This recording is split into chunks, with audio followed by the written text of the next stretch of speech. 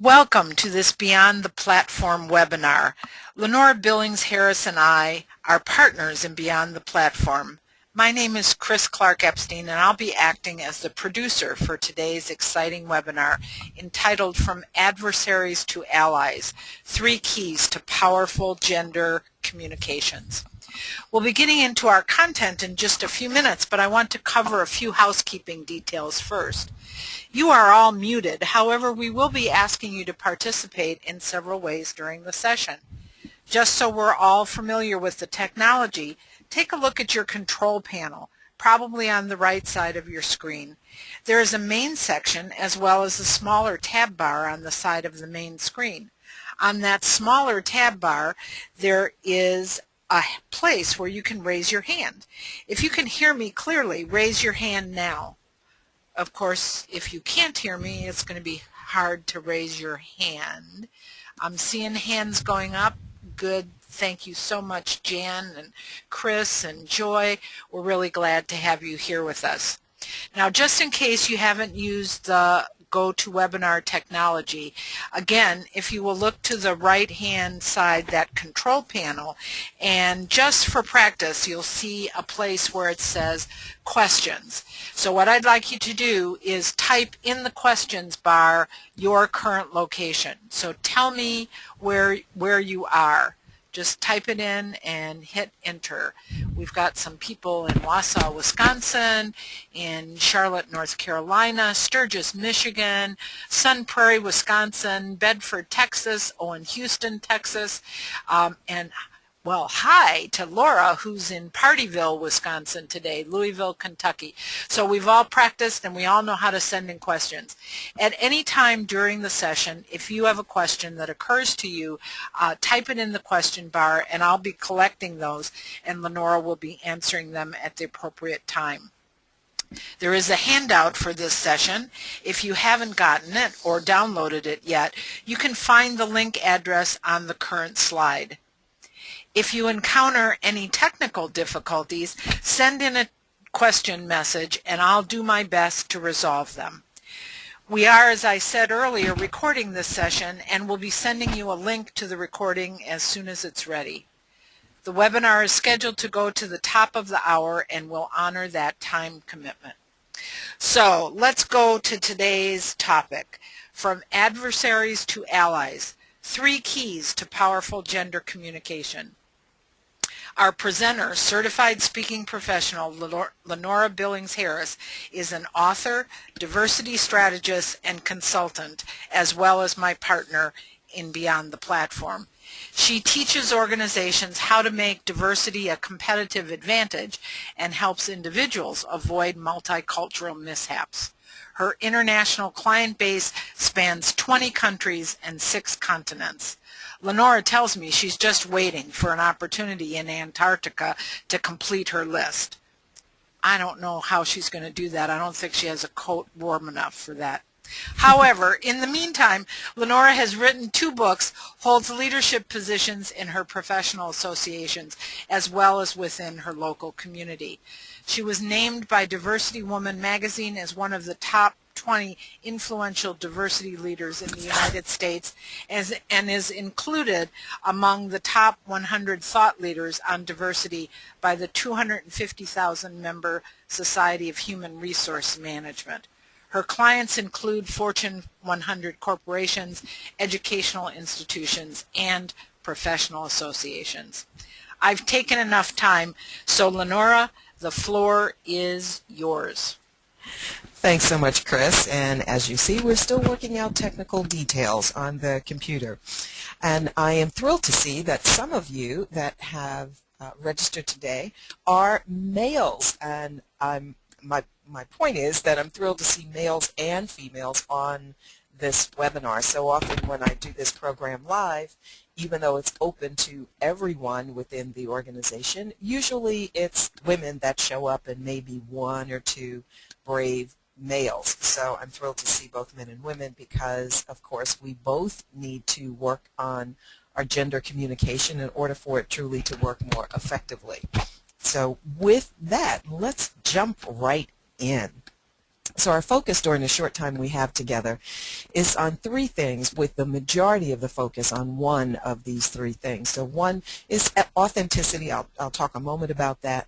Most of our time will be spent on the specific skills, those three keys that can help make our gender communication more powerful. And then lastly, a word about courage. Well, when I do this program live, in particular, people are always asking, so why is this important in this day of inclusion, not just diversity, but inclusion? Why do we need to talk about gender communication, and particularly why is there focus on the female part of gender communication? And what I would say is what my clients really have been telling me, which is women's issues, such as communication with men, is not really just issues for women.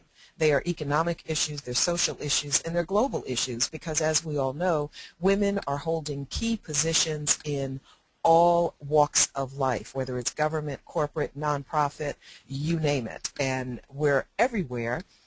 And since men are also everywhere, we need to do a better job of learning how to communicate by getting our message across the way we intended it to be received, rather than the way sometimes it is received unintentionally.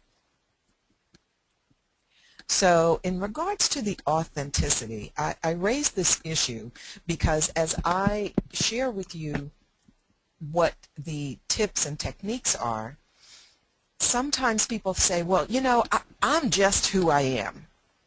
And often they may use that as an excuse, quite frankly. We all are who we are, but the most effective among us are people who will flex their styles. But in flexing your style or flexing your behavior, it's really critical that we take time to think about who we are. So I'll make it personal. Who am I? Why do I even need to think about that? Well, I believe this: once you know yourself and you know your strengths and your capabilities, then you'll be much more likely to be successful. We have a tendency, particularly early in our careers, both men and women, as we look at people we admire, we spend too much time trying to be like other people instead of focusing on being who we are. And the second part of why I believe this is important is that once you figure out who you are, then you need to decide what's negotiable and what is not. Because our communication is not just verbal, it's also nonverbal. It's also the way we carry ourselves. And sometimes when we haven't spent time trying to figure out or getting clearer about who we are, then we give up part of who we are without realizing it. Or we're put into a circumstance where we have to make a decision about that when we haven't thought about it ahead of time. Let me give you an example. Several of you on a call know me personally or have seen me live, have seen me, not that I'm not live right now, by the way, but you've seen me in action on a platform. And so you no doubt have noticed that I wear several bracelets on my arm. Now I wear those all the time. I never take them off. This collection was started for me when I was 16 by my grandmother, who raised me for part of my life, and this is how I stay connected to her spiritually, since she's no longer with me physically. So I truly never take them off. Well, for today's webinar broadcast, I needed to be prepared. So since I never take those bracelets off, and since I know I talk with my hands, so my hands are moving all over the place right now, I also know that those bangle bracelets make a little noise that could become quite annoying to you as you're listening to this broadcast. So I have a permanently prepared sock, cut off obviously at one of the ends, that I put on my arm. So I am actually wearing that right now. That's just a sort of a funny example of how we need to know who we are, because then we can make decisions on what we need to do in order to continue to be who we are, yet be fitting for the circumstance. This will come into play more clearly in a moment. Some of you may be familiar with Lynn Tilton. She is a self-made billionaire with a B. I had the opportunity to listen to her speak a year ago. Actually, October a year ago, and now, as you can see, she's on the cover of Diversity Woman magazine in their fall issue. In addition to what she says in this quote about women in particular needing to know who they are, and when they are not being who they are, they're less successful. I point her out in particular because as you look at her, many of you might be thinking, well, that's certainly not business attire. Yet she owns several companies and is the CEO of those companies or on the board of directors of many of the other companies. And that is how she dressed. So clearly she had to think about the image she was projecting, the message she wanted to send, and who she really is. Was she going to conform, or was she going to buck the system? And she chose to buck the system in some cases, and also knows it ahead of time so she can be prepared for the consequences and make it all be a positive thing. So now let's get into the skill of communicating across differences. One word before we jump into it about norms. Just for the sake of time, you will often hear me say men are this way or women do this. And please know that when I'm saying that, I'm really meaning men tend to say this or do this, and women tend to say this or do this, because we know that no group of people is exactly alike, whether it's men or women or cross-culture or whatever. So just know that what I'm referring to is research-based, and it's based on the norms of that gender. Meaning, when I say women tend to, that means that several women tend to do this based on research, or several men tend to see it this way based on research. Additionally, as you listen to this information, as a man, you might say, well, you keep saying that this is feminine or female communication, but this is how I communicate. Or as a woman, you might say, well, you're calling that male communication, but that is how I communicate. Well, there's a reason. And the reason is we all have male and female communication tendencies. What determines how much we use either is based on how often those techniques, those tips, or rather those communication preferences are rewarded. So there's no right or wrong, there's no good or bad, and if you are a woman who communicates like a man, that's not wrong or bad, nor is vice versa. The key is knowing, are you using it at the right time to get the result that you most want?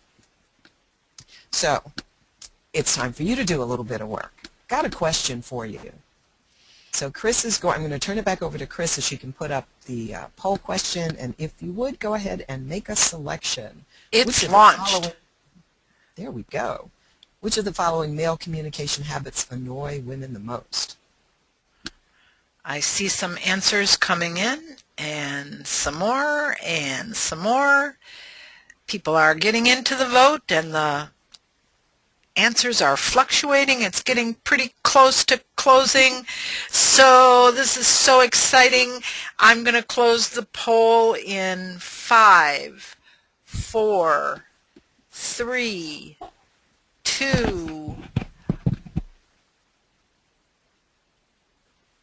This would be me pausing because there's people still answering. Okay, I'm closing it now.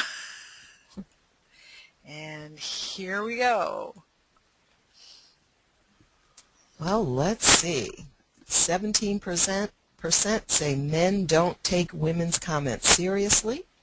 There's a tie for men don't listen to women, and men tend to be dismissive. And then there's also 17% for men tend to interrupt. So we are all over the place on this one. So let's just see what the research says. Women say, and these are just the top ones because all of you are correct, but these are, that you see on the screen now are the top comments that come in from research. Women say men are dismissive. That's number one. They say that men are not listening, and they say that women are taking, I'm sorry, let me rephrase that. Women are saying that men are dismissive, men are not listening, and men are not taking women seriously. I'll get back to that word chicks in a moment. And the other is that women interrupt. That men, I keep saying this backwards, I'm so sorry, that men interrupt. The research that I'm sharing with you, by the way, is some of the research that I've done anecdotally, but the academic research that has been done on gender communication that I'm sharing with you has been done by Dr. Judy Tingley, who is out of Arizona, and also Dr. Deborah Tannen. You may have heard of several of Dr. Tannen's books, although Dr. Tingley has a few as well. And Dr. Tingley and I have done a good deal of work together in the past. So let's get back to this. And I'm going to start with this thing, chicks, that you may be seeing right now on the screen and wondering why that's up there. Women say men are not taking them seriously, not because men might call them chicks to their face, but what happens is when women are in earshot of men talking to each other and they hear men referring to women as chicks or girls or skirts or other even worse terms, then women presume that men are not taking them seriously in the workplace. In fact, just this morning on the news, there was a segment talking about how the top 4 or 5 people in the CIA, not the director, but below him, the top 4 or 5 are women. And so they were asking them about some of the challenges that they have had. And one of the things that came up is that men still are referring to them as girls. So they're not liking it. It's not like when a woman calls another woman girl, although some women are concerned about that as well. So, by the way, I'm going to just reiterate this because Chris said feel free to send in questions as we go along, and then Chris will just jump in when there's a question relative to a slide that I'm showing. So let's go to the next poll question.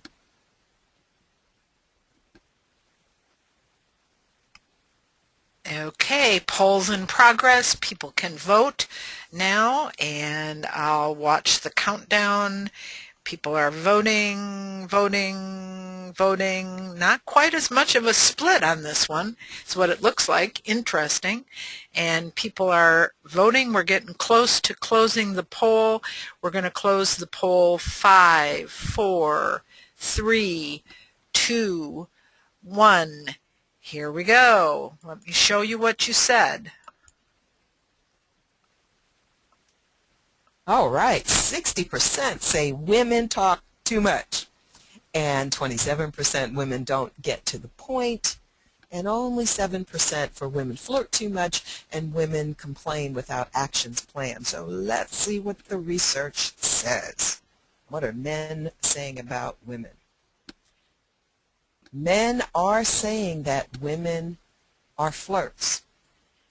And here's what I have learned when I talk to people about this.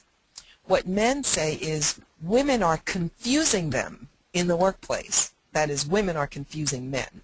Because, you see, women don't have a uniform in the workplace. Like, men can put on a dark suit, a white shirt, and a red tie, and no matter what, if they have that on, they automatically get power, and they do know that that's the business attire. Now, of course, in many places it's more relaxed than that. However, women don't have a similar uniform. So sometimes when women are just being women, their behavior can be confusing to men. Now, please don't misunderstand. I am not saying women need to dress like men. I went through that when I was working for a very conservative company. I was working for an insurance company many, many years ago, and I went to work with my blue suit on and my white blouse and my little bow tie. And thank goodness we don't have to do that anymore. When I moved away and when I left that position, I did not give those bow ties to Salvation Army. I burned them. I didn't want any other women feeling like they had to wear it. However, sometimes in the workplace when women are showing their cleavage or when they're flipping their hair, constantly flipping their hair to get it out of their eyes when they're sitting in a meeting. The other thing that I have witnessed, and then people make comments to me as well, is when women will take a moment to put on their lipstick in the middle of a meeting, not in the ladies' room or off to the side. Those things take men's brain to a different place. Now, not right or wrong, it just is. So be aware that that is a challenge in the workplace, and that is nonverbal communication, because the man's not quite sure what it is you're trying to get him to see you as. And then later on in life, when you don't get that promotion, sometimes women wonder why, when men weren't taking them seriously. So then it comes to women talk too much.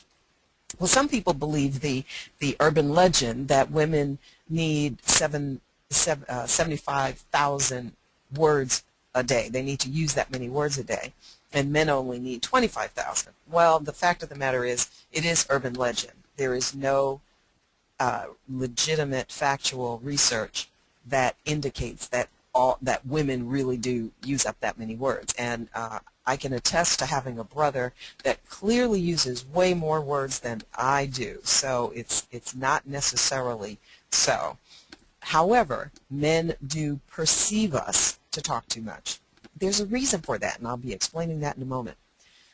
Men say that women are indecisive in their communication, and they're complainers without action. They come and they talk, and they don't come to resolution. Okay, so now that I've allowed you to kind of get out of your system, your male bashing or your female bashing, that's the end of that part. Now we're going to get to how to work with this. First of all, looking at what causes men and women to be as they are from a communication perspective. Men are socialized, and you know this already, but this is a reminder. Men are socialized to compete. Men are socialized to act confident, even when they're scared to death. So having that uniform that they can wear helps build that confidence. As men show up and they have on that uniform and they sound as though they know what they're talking about, and they have a deeper voice than women do, they automatically garner power in the communication. Men are socialized to hide their tender emotions, and the reason I put tender in parentheses is because men and women show emotion in the workplace, but for some reason it's okay for men to show emotion of anger, but it's not okay for a woman to do that, and men are socialized to think it's not okay to show their more tender emotions, like being sensitive to something. Certainly I'm not going to condone crying for either gender in the workplace. Power talk. What I mean by that is very often when men are communicating, they broaden what they're talking about to make it bigger. So it's always or never.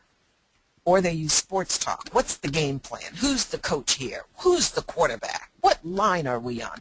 And if you're a part of that group talking and you, male or female, don't know football or don't know basketball or whichever sport they're talking about, when those are the two most predominant, then you'll be lost in the conversation. But men are socialized to know that. I'm going to give you a suggestion on how you can get past just that. Let's look at socialization of women. Well, as much as it just grates my nerves, I hate it that women are socialized to act dumb and helpless. You may have read some of the same research that I have, that for young girls, once they reach middle school, they dumb themselves down. If they have gotten really strong grades before then, many of them will intentionally not continue to get those strong grades unless they come from an environment that really encourages them to do as well as they possibly can and get the best grades. Because society says women are not supposed to be as smart as men. Socialization is for women is that we give in. Now again, if we don't have a uniform and our voices are higher, and now we're talking to a guy that's wearing a blue suit and a white shirt and a red tie, and he sounds like he knows what he's talking about, we give in, even when we know the facts are on our side. We diminish the importance of our own contributions, women's contributions, by the language that we use. We'll say, my little project. Men don't call any project little. And then the flirting piece, we're socialized about that. And we use apologetic language. Let me give you an example. I just heard this the other day as I was sitting in a client's office doing some research, not on gender at that particular time, but I happened to overhear it. When a woman went or came into the office where we were, and it was an interruption, and she said, "Oh, excuse me, and I'm so sorry to interrupt," and Mr. So-and-so, who was the person I was meeting with, I really need to meet with you for about 20 minutes to just talk to you about my little project, and I'm so sorry to interrupt, and I apologize for all of that, but would you be able to schedule some time with me? Now, by the time she said all of that, the client gave her a look like, yeah, I'll find the time eventually. Now, my point simply is, if women speak that way, and I'm exaggerating to make the point, although that was a real example, when we talk that way often, it's hard for men to take our communication seriously. Why is that? Because there are so many stereotypes we have cross-gender that unless we are being very conscious about it, it's hard to get past them. Boys still get the message of boys don't cry, it's men's work. And the one I hate most is boys must sow their wild oats. Well, that gives them permission to do inappropriate things, to demonstrate bad behavior. Where on the other side, girls are being told, that's not ladylike. This is women's work. Don't be a tomboy. And young and thin is beautiful. That one doesn't go away when we're children. It stays with us, and we hear it throughout our whole life. Now, here's the thing. When women have strong self-esteem, then women are beautiful regardless of what package they come in and how old they are. However, you're never going to continue to be young, and most likely you're not going to continue to be thin, or at least not as thin as you were when you were 15. So those messages are messages that perpetuate this inappropriate behavior that then carries itself to the workplace. So then you have men and women trying to communicate and wondering why there are clashes. Well, here are the three keys. If we pay attention to purpose, content, and structure, when we're communicating across gender, we will be much more likely to get our message across with the power and the authority that we wish to have, both for men and women. Now, this requires that we do a bit of flexing, but it's not difficult. First, remember, however, that any strength that you have, when you overuse it, it becomes a weakness. So if you are really good at being clear about your purpose, but you are so clear that it confuses, frankly, other people, or it intimidates them, then that becomes a weakness. And you'll see what I mean as I talk about each one of these. So let's look at women's communication first. The purpose behind the communication for women, this is broadly stated, of course, very general, is that women express to understand. They support the conversation. They are talking to connect. In other words, when women are talking to each other, they want to keep the conversation going, and they will say and do things that are going to show that, oh, I understand what you're saying. And they'll do and say things to connect that relationship. For example, a while back, I had to have emergency eye surgery. Everything's fine. Now I'm totally okay. But during the time I had it, it was quite a scare, of course. And when some of my friends and colleagues asked me afterwards, how did it go? And, and are you okay? I am female, and in those times, I fall into this particular trap of not communicating clearly, because I started expressing to give them the whole 9 yards. Not good. I probably should have been more succinct. But when I was talking to women, what would happen most often is some other woman in the conversation would say, oh, and I had something happen to me similar, blah, blah, blah. And they take me through their experience. Now, when women do that, they're doing it so that they can show, I hear you, I understand what you're saying. They're doing it to connect. But let's look at the way men communicate, what their purpose is. Men communicate to fix. Their conversation is competitive, and they're talking to solve problems. I'm sure you've heard that before. Well, if a woman is talking to a man the way I just described, we're going to lose him in a heartbeat. So what we need to do is to flex a bit. Women need to be more specific, and men need to not always assume that they have to solve a problem. So now I've got another question for you. Here we go. Okay, it's an easy one to answer. Making a decision. People are doing that very quickly. We had one off to an early start. It's gathering. I feel like I'm announcing a horse race here. Okay, we're getting close to closing the poll at 5, 4, 3, 2, 1. Thanks for your participation. Let me show you how you voted. Okay, men tend to talk the most about sports, and sex came in second. Well, part of it was somewhat of a trick question because I know the urban legend, once again, is that men tend to talk a lot about sex. However, you were correct in when men are chatting, especially if they're not specifically working on a project, but when they're just chatting, their content is going to focus around sports. And secondarily, it's going to be something around business. So it could be about the economy or that type of thing, or something more specifically around money. Now, it could be investments or the fact that they don't have any money or something of that nature. But when men get together and they're talking to each other, these are the three primary things they will focus on. Once again, it's an urban legend that men are always talking about sex. Here's the reality. Research indicates that men and women think about sex about the same amount of time, same percentage of time. Men may articulate it a bit more than women, but we're both thinking about it equally as much or equally as little, as the case may be. But before I leave this slide, let me give you a tip right now, women. And I'm going to touch on it in the slide. But you'll see these pictures here, one of which is Michael Jordan and the other one is Tim Brady.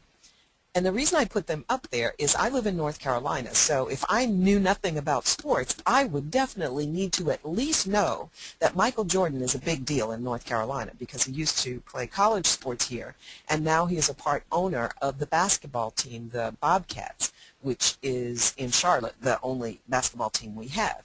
Tim Brady, many people know him as the quarterback for the Patriots, but a lot of women happen to know him because of the woman that he is married to. He happens to be married to a supermodel. Now, why is that important? Because if you really don't care about sports, women, if you really don't care about sports, or for the guys that don't care about it either, you don't have to become an aficionado. All you need to do is read the front page of the sports section. Make sure you know what sports are in season. So right now you need to know that this is football season and basketball season is just about to really launch. Then also know the name of the star athletes in your community. Because here's the thing, when guys are talking about sports, they don't know all of those statistics. Yeah, a few of them do. But really they're just throwing out what little they know. And so if you can make a comment, then they're going to see that you're part of the team. And Chris, I kind of have a feeling you have an example that demonstrates that. You know, it's really funny. I live in northern Wisconsin where it's all green and gold, which are the Packer colors. Now, I happen to have been raised in Chicago, so I'm a Bears fan, and the Bears and the Packers are arch rivals. One of the things that I have discovered is when I declare myself a Bears fan, living where I live, no matter where in the country I happen to be speaking, I get the respect of men because I simply say I am loyal to my team. They never ask me how much I care about the Bears football or what I know about them or could I name the quarterback or their best pass rusher. They never ask that. It's just that I express my fan preference, which happens to be a minority position in a minority area or in a majority area, and I get credit for that. So I think that's kind of fun.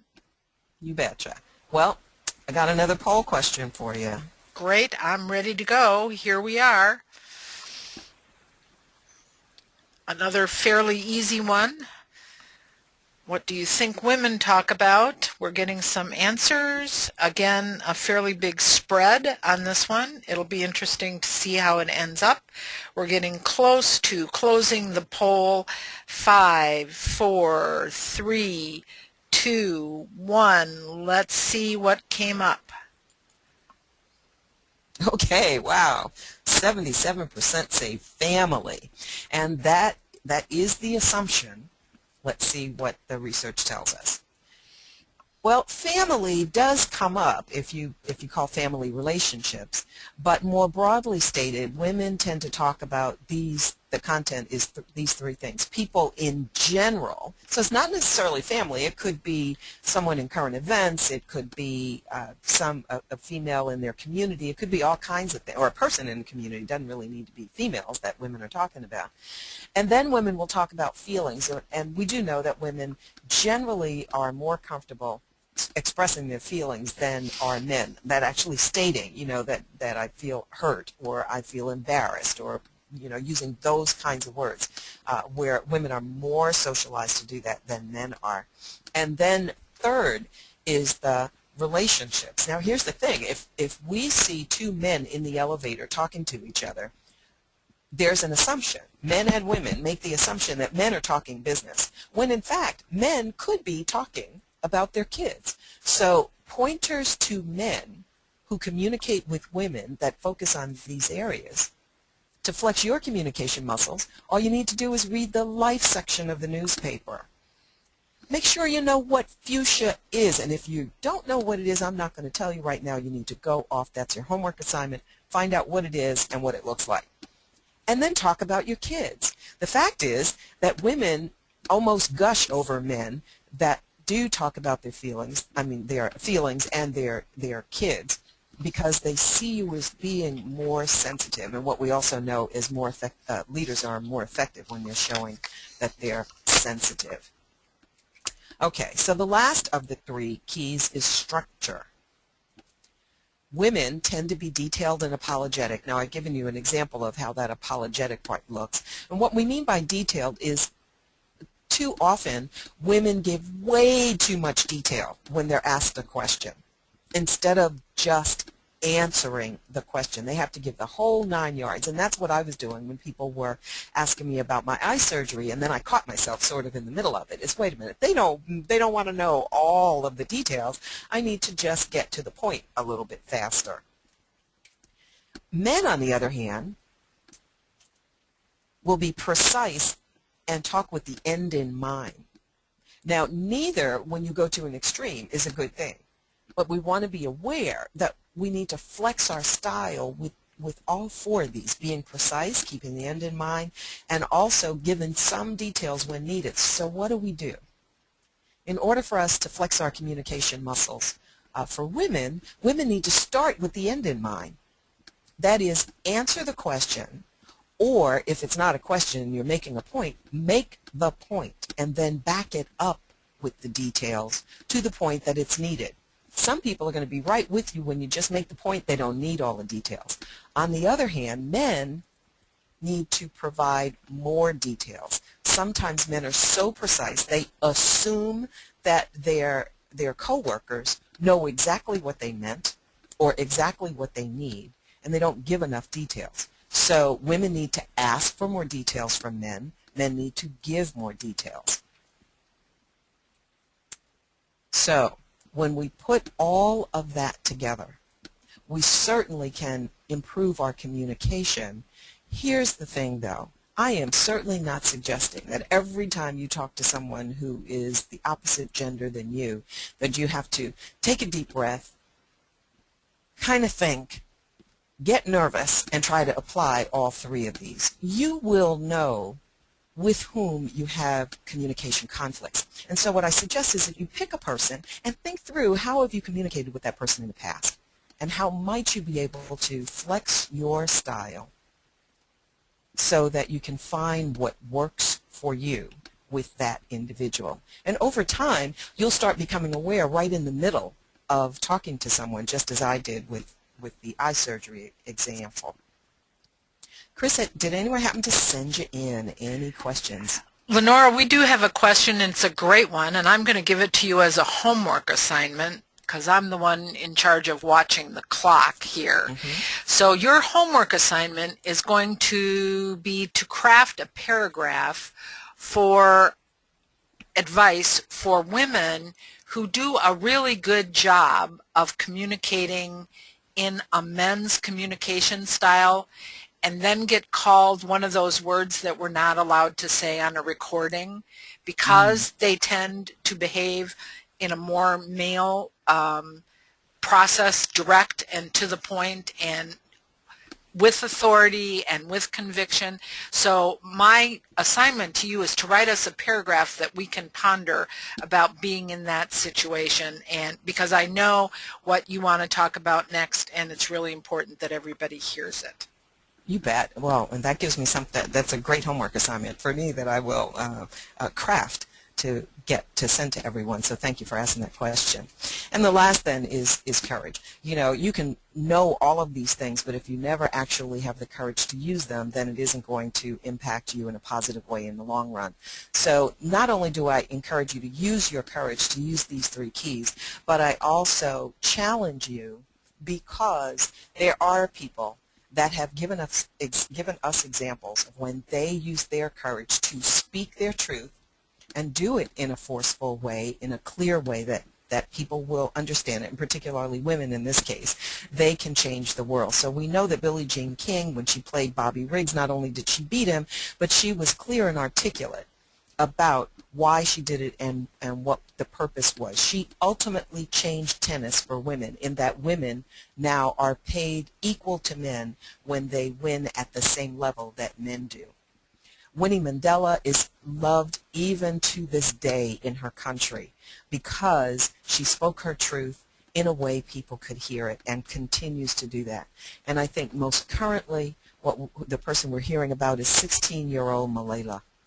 If this young woman is clear enough in her conviction, in her authenticity, to say, I have to speak up and I am not afraid, then I think the rest of us owe it to others who have paved the trail for us to be more courageous in our communication. I certainly thank you so much for your time, and I will get working on that paragraph that we'll send you. Back to you, Chris. Good, Lenora. We've got a little add-on to your assignment. We've gotten another question about how can participants in the webinar learn more. So my guess is that along with the message you'll be sending them about our first question, you can point them to some additional resources, and we'll all look forward to seeing that. I know that I learned a lot today, and I'm eager to put your communication techniques to work in my life, personally and professionally. As we wrap up, there are a few things that I want to bring to your attention. Our next webinar is scheduled for next week on November 21st, where I get to be the presenter, and I'll be talking about leaders and culture, 4 ways to grow a change-friendly culture. You can register on the webinar page at beyondtheplatform.com. If you have any lingering questions, as adults often do, for Lenora or about how you or your organization can work with Beyond the Platform, please email us at info@beyondtheplatform.com and we'll get right back to you. If you'd like to receive Lenora's Multiculturally Musings monthly e-letter or my weekly brief, Thinking for a Change message, fire off an email to that same email address, info@beyondtheplatform.com. Check out the webinar section of beyondtheplatform.com to watch for information about our exciting new 2014 webinar series. When you sign out from this session, you'll see a pop-up 3-question survey. We'd greatly appreciate your responses. We've asked just a typical rating question, a best idea, and an action commitment. We're so grateful to all of you for participating in this inaugural Beyond the Platform webinar series.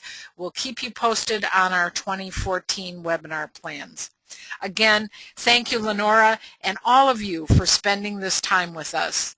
Till the next time, This is Chris Clark Epstein for Beyond the Platform.